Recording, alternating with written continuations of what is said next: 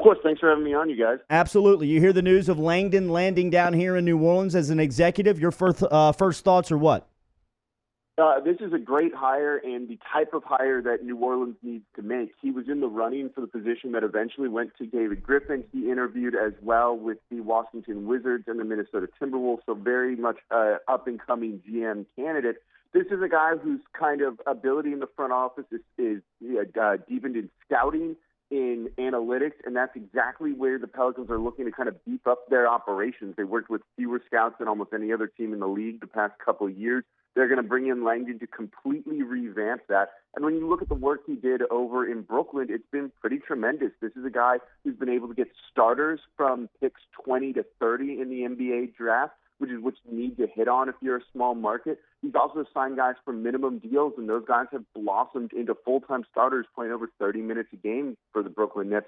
A guy like Joe Harris, who almost leads the league every single year in three-point shooting percentage, wings and guards, and guys like Spencer Dinwiddie and Rondé Hollis-Jefferson. So when you need to tool around the edges, right now it looks like there's few better in the league that can do that than Trajan Langdon. Jake Madison at NOLA Jake is where you can hit him on Twitter. Did I hear you say that Langdon interviewed for the same spot that Griffin got? Yeah, he was one of the people they brought in. His interview went well enough. I think from what I've been told, it just sounds like he was a little too green, a little too young to come in and be the guy running his own shop, but he's been high up on the radar of this Pelicans organization since he interviewed for that position. He also has a history with David Griffin, working in the Cleveland Cavaliers front office when Griffin was there. Before that, he was a scout with the San Antonio Spurs. So this guy's got a bit of a reputation around the league and a very good one. Yeah, he's definitely got a great resume. We'll get to some of the kind of worldwide reach that Langdon represents. But you mentioned the success in Brooklyn. And when you're just trying to convince, like I think, a base-level fan on why they should be excited about a front office hire, is that what you point to for Langdon? And then also, like, as an assistant GM, how responsible can you say he is for that success in Brooklyn? Yeah, so that's the interesting thing when it comes to evaluating front office people in the NBA. When someone comes up to you like, this is the guy I like to be a GM for the team, we don't really know. We're not in the room. We don't know what their responsibilities are on a day-to-day basis. You can look at David Griffin and say, okay, he was the main guy in Cleveland. He won a title there. Yeah, he's got a good track record. But the rest of the league is kind of opaque. You don't really know what's going on there.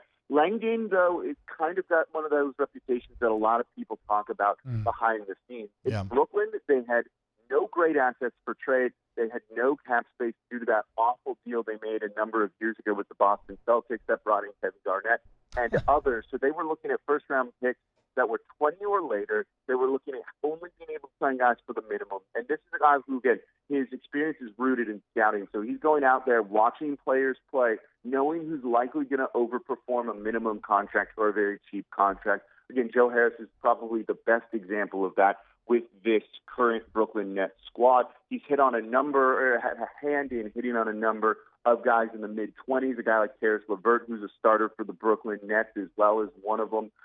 So that's kind of what you're looking at with that team and his ability to bring to the New Orleans Pelicans. You mentioned the overseas experience. This is a guy who was a first-round pick back in 1999, played the majority of his career overseas, and brings that scouting experience overseas as well. He's a legend over there in terms of Euro ball. Big on scouting in Europe, trying to bring guys in. Again, no big-name free agents are going to come and sign here in New Orleans, at least not for the foreseeable future. You've got to hope you get lucky, and to kind of minimize you hitting on these guys and it being luck, you need to kind of build out the scouting department so you can make the most informed decisions, and it seems like Langdon will be able to bring that. Do you have any kind of, and this might be hard to quantify, but like, how far behind the eight ball is New Orleans when it comes to things like overseas scouting?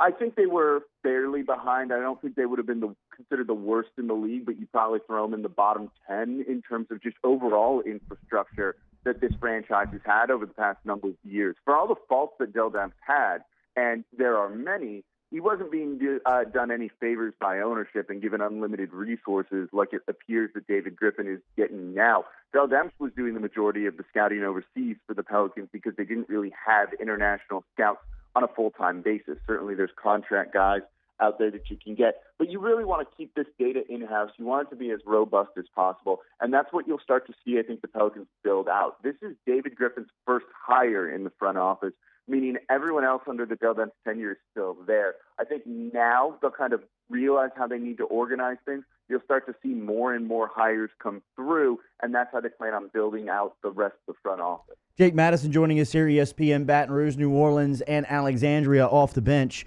How does this change the pitch to Anthony Davis, and how big of a week is this for New Orleans and the relationship with Davis?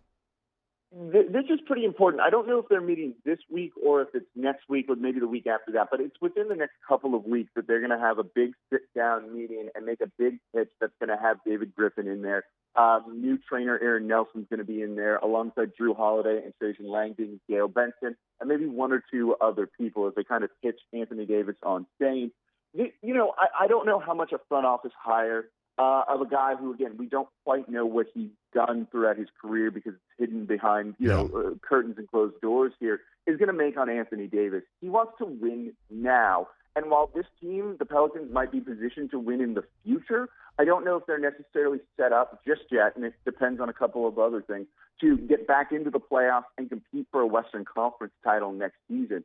I know we're very, very excited about Zion Williamson. I have a scouting report out there on him right now that makes it seem like he's going to be the next amazing, greatest player in the NBA, and I truly believe that. But these guys often tend to struggle their rookie year. Anthony Davis wasn't that impactful his rookie year, and I think he was a slightly better prospect coming into the league than Zion Williamson was. If you're AD, yeah, Zion's exciting, but Zion's exciting for 3 years down the line. Trajan Langdon's exciting for 3 years down the line. They're not necessarily the most exciting if you're a player who wants to win next season. I think that's going to potentially hold things back. I know we're all holding our breath, hoping AD will return because that does make this team a little bit more competitive. I just don't see him changing his mind. But the good news is he is taking a meeting. This is a guy who seems very resolute in wanting to trade. Why waste your own time if you know for sure you're not coming back to New Orleans? The fact that he's going to meet with everybody, I think, shows there's a chance it could happen. What's the ceiling on Zion, in your opinion? This guy shows everything you want to see as a player. Just absolutely everything. The offense is there. If you look at a big man like that who shot 68% from the field despite being a little bit undersized, it's absolutely tremendous. His mechanics are so refined. Him being 6'7" and a little bit shorter than what you'd want in a power forward helps that center of gravity, makes it when he explodes up to the rim for a dunk. He can't swat the ball out of his hands. He does not turn the ball over in traffic, which is tremendous to see from a big man. Something that many tend to struggle with early on in their career. Defensively, his instincts are absolutely outstanding. He knows when to gamble. He knows when to time his blocks for his